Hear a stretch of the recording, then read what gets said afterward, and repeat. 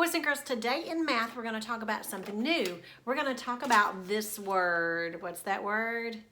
Time. That's right. We're going to talk about time, and we're going to talk about time on the clock. And I've got my big clock today, and we're going to look at the time on a clock, and we're going to learn some things about clocks. This kind of clock is called an analog clock, and this analog clock usually is in the shape of a circle, and when you look at it you see numbers on it. But let's think about the numbers that are on this analog clock. I see the numbers they start here and they go down 1, 2, 3, 4, 5, 6, but then they start going back up 7, 8, 9, 10, 11, 12. And I want you to look, the number 1 is not at the tip top. It's off to the side a little bit. The number at the very top is the 12. So when we number our clocks, we have to make sure that we don't start our number 1 at the top. It's over to the side a little bit here. And it goes 1, 2, 3. The 3 is always in the middle right here. 4, 5, 6. The 6 is always at the very bottom. 7, 8, 9 is always on this side. 10, 11, 12. And our numbers on our clock go in that order. They always do. They're never in another pattern or another order. They always start here and go around. Now, this helps us know about 1 hour. It takes our hand on our clock 1 hour to go all the way around. Now, wait a minute. We said our hand on our clock. Well, there's 2 different hands, we call them, or you could call them arms sometimes too. I like to call them hands. But I see that there are 2 different hands, and I noticed that one of them is big and long, and one of them is short. You can compare them and see here that one is longer and one is short. One is for the hour and one is for the minute. And here's a really easy way to remember. Hour, hour. It's a 1-syllable word. It's a short word, so it's the shorthand. Minute. Minute is a 2-syllable word. It's a longer word. So this is the minute hand, the longer hand. So sometimes it can get confusing. Is the hour hand the short one or the long one? Well, think, which one's the longer word? Oh, minute is the longer word, so it's the longer hand. Hour, it's the shorter word, so it's the shorter hand. So a clock has an hour hand and a minute hand, and we just saw that one is shorter and one is longer. Now, for our clock, for us to help us know what time it is, when I look at a clock, it takes this minute hand 1 whole hour to get all the way around.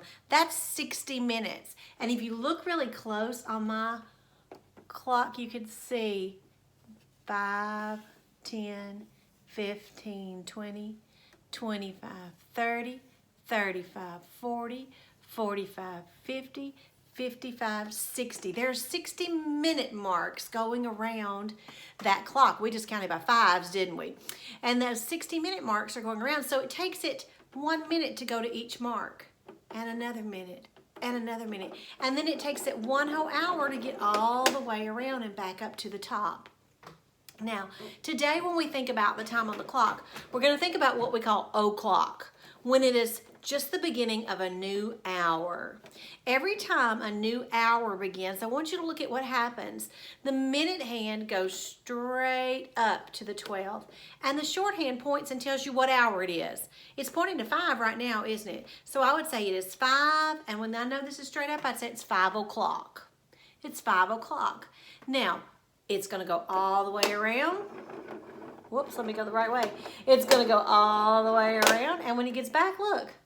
The hour hand has moved from the 5 to the 6. Now it is 6 o'clock. Then it's going to make its trip around again.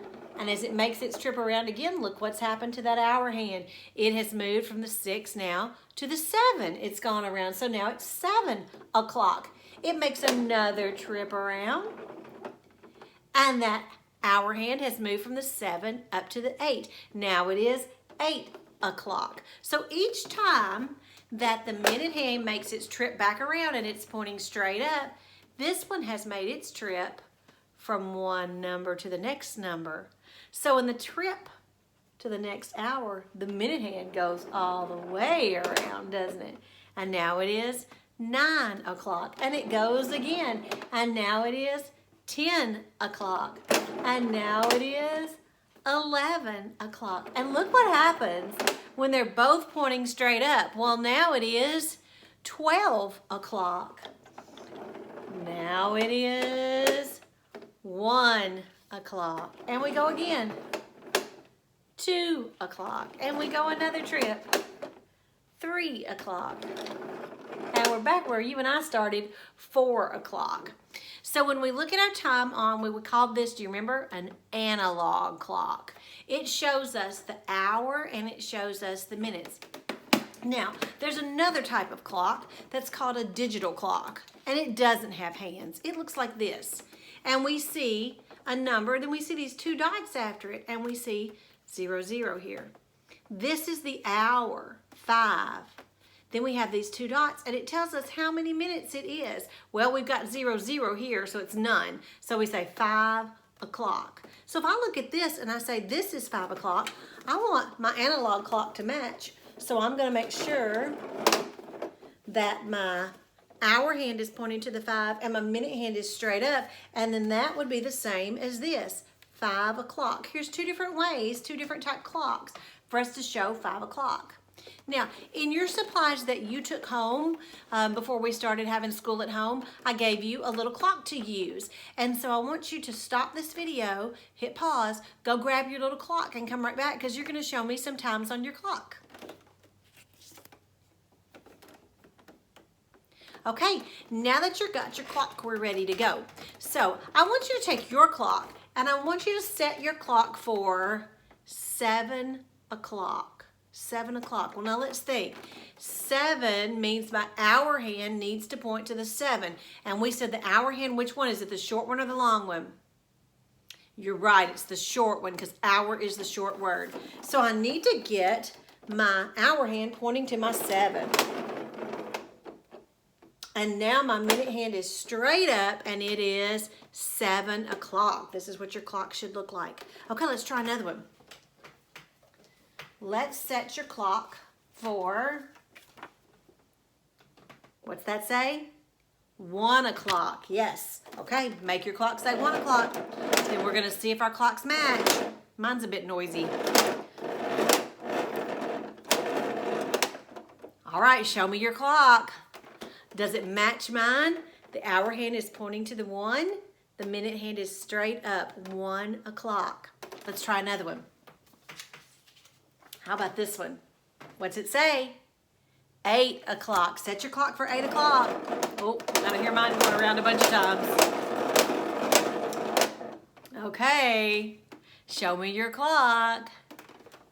Does it match mine? Hour hand, the short hand pointing to the 8. Long hand, the minute hand pointing straight up, 8 o'clock. Let's do another one. Oh, here's a fun one. What's it say?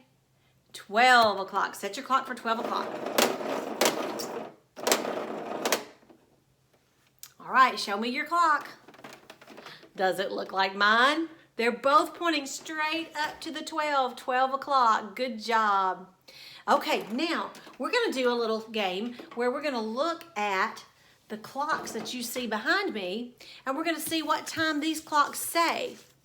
And so we see if we can figure out what they are. So I'm going to zoom our camera in a little bit so you guys can see them better.